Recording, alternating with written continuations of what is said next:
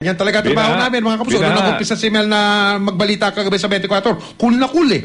Pero habang nagbabalita siya, pataas ng pataas yung tubig doon sa Merojas. Mel, magandang umaga sa'yo. Oy, Mike! Kamusta ka na? Iha, nasaan ka ba ngayon? Ay, nasa bahay pa! kala ko Inising mo kaya ako? Hindi, kala ko na stranded ka sa Rojas.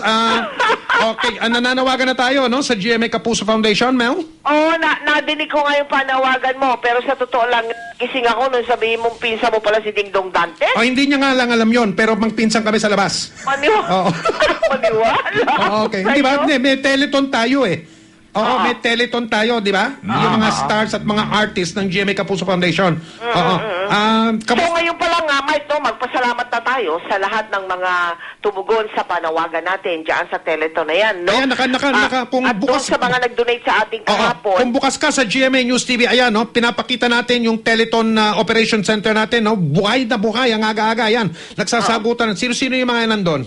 Si Betong, nasaan si Betong? Kagabi nandun si Betong eh. Gabon nandun si Betong. Ayan, Mel, Ayan, sino yun? Mga Kapuso stars yan. Yung mga star ng Protégé ang naka-duty ngayon, Mel. Sa teleton mo. Sige. Nakakatuwa nga pati yung ating mga kasamahan dyan, yung mga talents natin, bukas na bukas, no, na tumulong dito sa ginagawa nating teleton.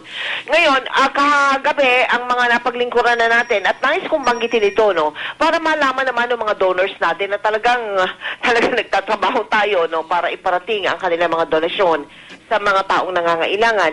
Katulad kagabi, no, dumating, nakakatuwa, Mike, kasi siguro yung may mga tao din, mga donors din, iniisip nila kung ano yung magandang ibigay, no, o ano magandang i-donate sa atin. Merong nag-donate na mga sandwich. Sandwich na, ibig sabihin, ginagawa na yung sandwich at sa mga tweet, kakainin na lang. Kakainin na lang. Mabuti yan. Iniisip nila na nila alangan naman kami pa ang magluto nung palaman ng sandwich at kami pa mag-sandwich. No, ito talaga nakapack na ng ng supot, nakakatuwa Meron namang isang mag-asawa naghatid sa amin ng nakasupot na may kanin, may itlog at may sardinas. Sa bawat supot meron ng gano'n, no, iniaabot na lang. Sapagkat yung sitwasyon kahapon talagang kailangan bigay natin para makain na ng tao kaagad kagabi, no? Ngayon, mabanggit ko lamang na kagabi o kahapon magdamag, ating napaglingkuran na yung mga taga-barangay Silangan sa Quezon City. 1,000 po dyan na napaglingkuran natin. Diyan naman sa Santo Domingo Church, yung mismo simbahan dyan, ginawa na rin evacuation center. So, 600 ating napaglingkuran dyan sa Santo Domingo Church. Samantala sa Rojas District naman, 700 din ang ating napaglingkuran dyan. Sa San Mateo naman sa Rizal, 500 kababayan natin ang nakatira natin dyan ng mga pangangailangan nila. Sa Potrero, Malabon, 700 din ang ating naserbisyuhan.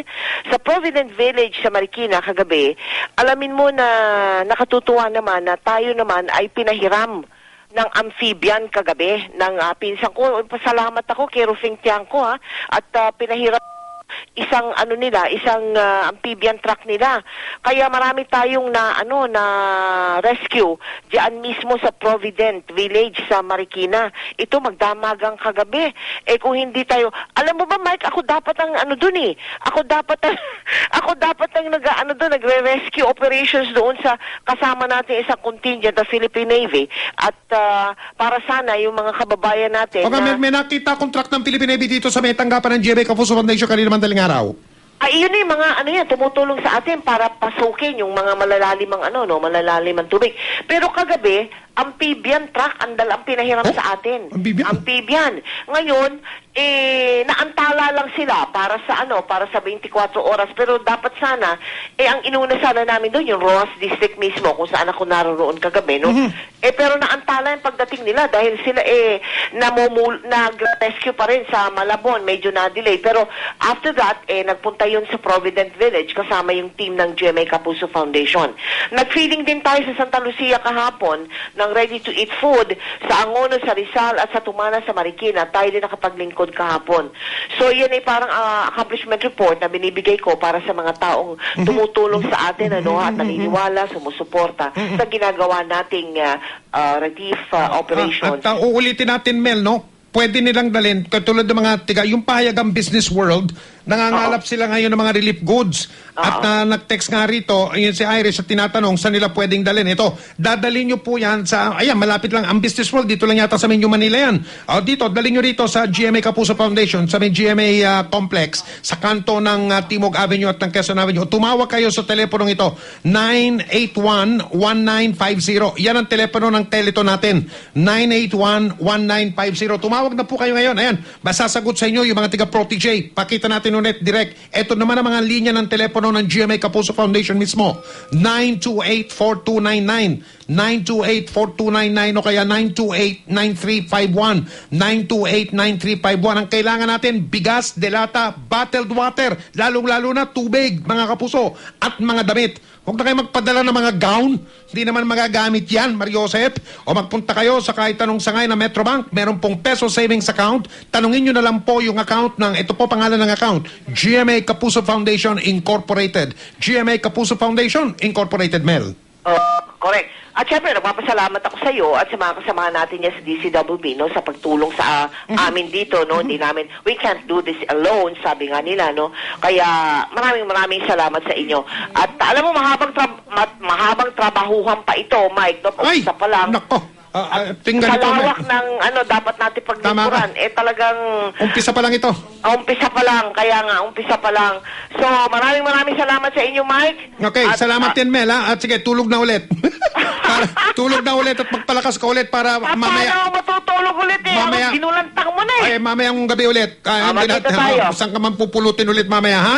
Sige. Ano na naman nangyari sa'yo kagabi? Nung nag-umpisa ka cool na cool ka lang Pwede bang makakwento? Ikwento ko. Tuyot na Ikwento tuyot ko. yung kinalalagyan mo nung bandang huli. Nagpaalam ka na, hindi pa tapos yung 24 oras. Ano Alam nangyari? mo kasi, natakot sila. Natakot yung ating executive producer, yung ating mga program managers dyan. Natakot si Michelle, si John Ray, at saka si Kate. Kasi, yung, alam mo yung kinatitirikang, yung kinatatayuan ko, Mike, ito kumbaga ang matarik pataas, di ba? Matarik pataas. Ito, matarik pababa. Yung kalsada na yun. May tulay dun Oo, matarik yung pababa. Ngayon, kaya ang tubig na galing doon sa bandang taas, no? Doon talaga bumubuhos pababa. Habang nagbabalita ka, pabuhos yung tubig, pababa patungo sa'yo. Patungo sa akin ngayon, Okay lang. yung merong merong manhole doon sa tabi ko. Jesus Maria Joseph. Ang kinakatakot ko, Ano ba yan? yung manhole, yung takip ng manhole, umaano Umaangat-angat na? naitataas na.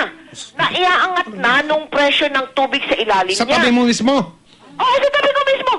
Kung alam mo, pag yung tuluyan ng matanggal yung takip na yon, yung ragasan ng tubig doon, manggagaling doon sa manhole, hindi na ako makakatindig. Bubuwagin na niya ako.